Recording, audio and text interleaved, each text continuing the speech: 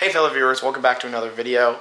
Today we have yet another modification for our FA5 Nezuko. Something I'm really excited about and didn't think would be coming so soon, but here we are. So it's not the full setup, but this is a perfect $40 mod. If it works, it's going to be great. It's going to help. It's more of a driver mod thing. I love driver mods and just more comfort and just better. So here we are. We got hybrid racing shift selector spring. Will help our shift selecting. Just make it more stiff. It's about 80% stiffer apparently than stock. And we got our Denton springs, which also helps with I think centering back to neutral.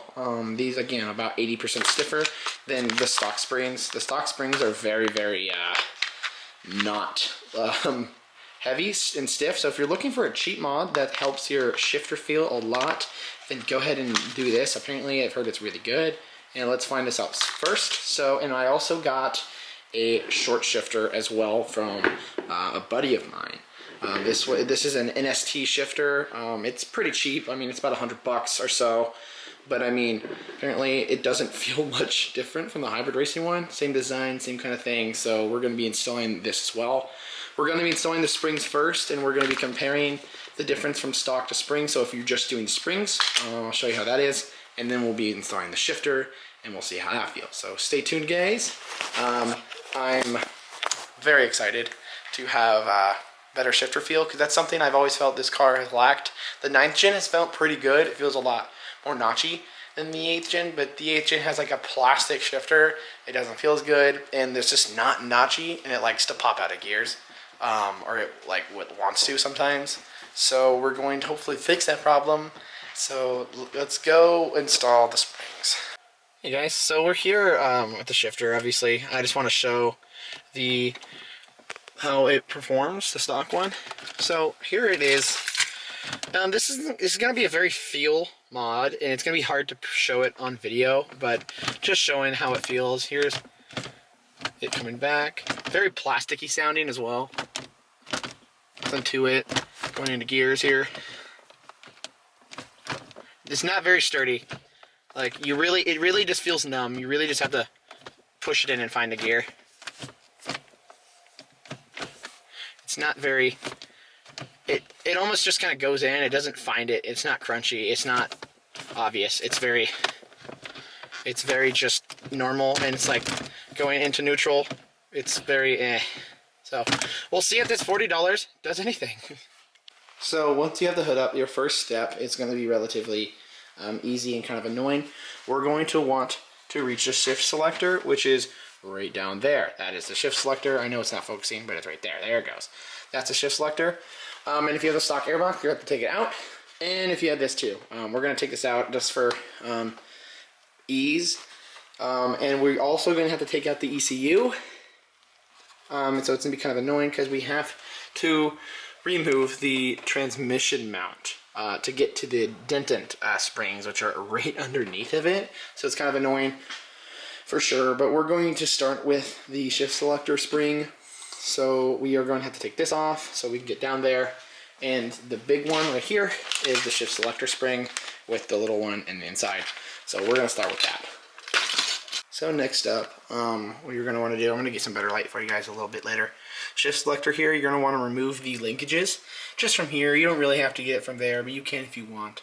But right there, and there's going to be 4 bolts that hold the selector in, including, and then also a bolt right there. That one right down there that you're looking at directly, right behind that cord. Get that one out as well. And then you could take off the shift selector. It's going to be a little hard. You're going to want to pry it out because it is Honda bond down. So keep that in mind. It's going to be a little tough. And just get it out. All right, now that we got most things out of the way, we got our 4 bolts out here. 2 bolts here, 2 bolts here. Linkages out of the way. There's that annoying one right down here. We had to take the battery out because it was down there. Once you have that out, get a flathead and remove the shift selector. It's going to be annoying. It's Honda bonded. It's going to be hard, but pry it out. It will come out. So here we are. Here's the shift selector out, and here are the springs right in here that we are going to be replacing. Mind you, when we take this bolt off, you're going to have to hold on for dear life here to keep it from falling apart. So once you unbolt it, it's going to want to fall apart, and if it does, good luck. So you're going to want to have a buddy to hold it, and when we take it off, have another one put the spring in, and it goes into that little hole down there. And you can see the gears in there. Looks pretty cool. And try to cover that up as well so you don't get stuff in your transmission.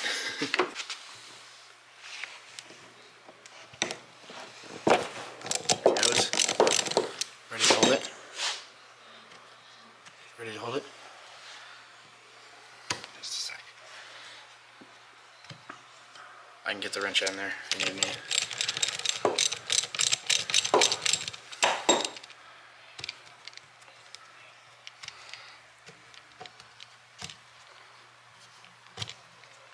It's going to unload right when it comes out.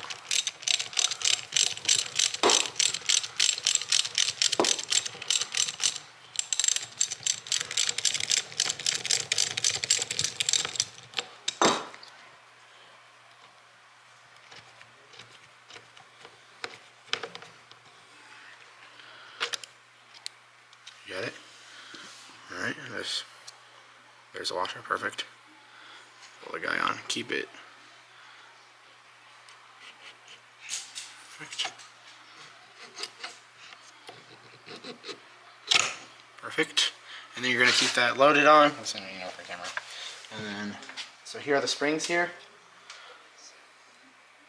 Perfect. Here are the springs. We're going to do the outer side here. You could really tell the difference. It's really quite not stiff. And then we're going to put that on. And we're going to take our middle guy out here. Middle guy here. And replace it with a stiffer one. Put it in here. Perfect. And then we're going to put it back on.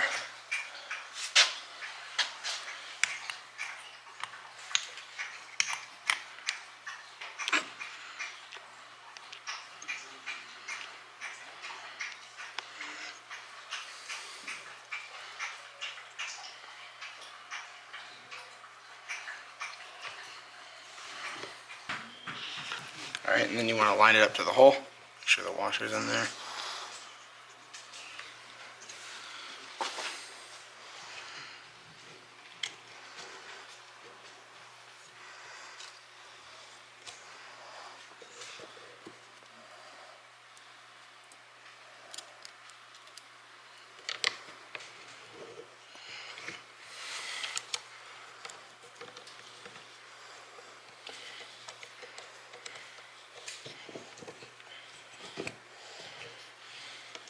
It's a lot tighter.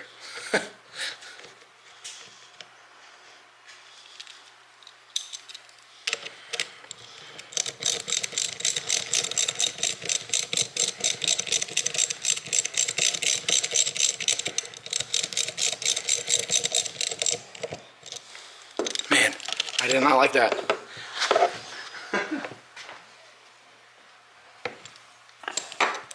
Awesome, and there's the shifter selector.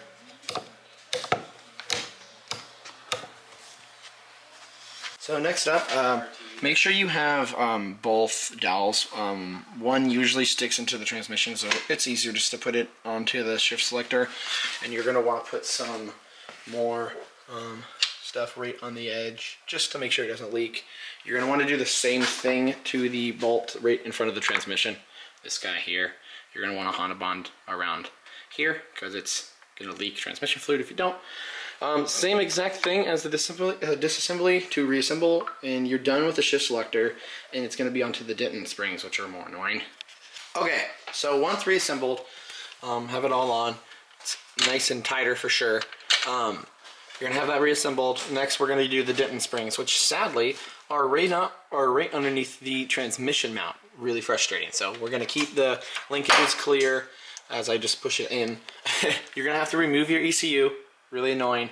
And you're going to get a jack underneath the transmission just to support it a tad bit, because again, we are taking off the mount. So we're going to lift it up and just put a little bit of support on it, and we're going to remove all bolts on the transmission mount, which goes this one, this one, that one, and there's these two big bolts as well. nuts, and there's another one on the other side, and take that off. So there were a few more bolts than expected. We got obviously those. There is one behind the bracket for the ECU as well, and there's one underneath here up against the wall. You're gonna need a self-ratcheting just wrench. It's pretty annoying getting all this stuff here. So we're gonna then lower the motor, take off the mount, and your Denton springs are gonna be right underneath. Okay, so once the mount is off, there they are. 1, 2, and 3. They are 12 millimeters. It is easy as unbolting them. It comes out with the spring, put the new spring, and then put it in. It's quite that easy. I will be filming the process, so. There you go.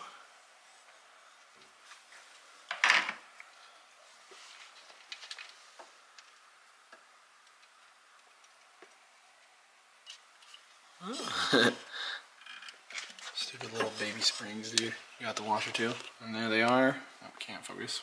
There it is. Keep it in your hand. I'm gonna bring the other one in as well. And there's a little ball in there that goes with the spring on, and we're gonna grab our hybrid racing one. Oh my goodness, this thing is stiff. Feel that thing, man. Man, what's the sock one feel like? Well, these are pretty stiff too, but that one's so much bigger, it has to compress a lot more, I'd imagine. Ooh.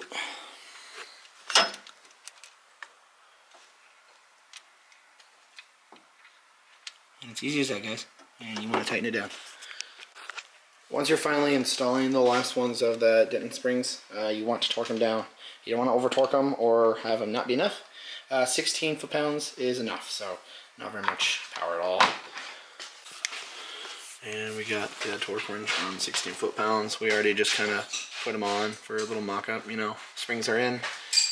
Time to torque them down. The Denton springs are a lot easier, I'd say. Just a lot more BS, you know what I mean? It's not a... This one was easier to get to, but it's more stressful to keep it clamped. This one is harder to get to, but it's a lot easier. And there we go, there's the first one. So once we have almost everything done up, you just want to check, make sure your stuff's shifting right. You got everything up. We got the Denton springs in, we got the shift selector spring in.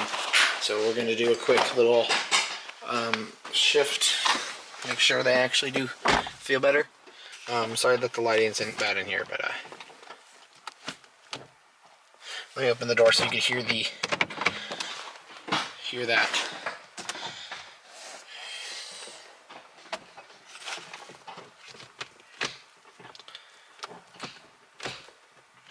Nice. There's so much more leverage. Like I actually have to. It's not as easy. Like there it goes. It actually takes some effort, you know.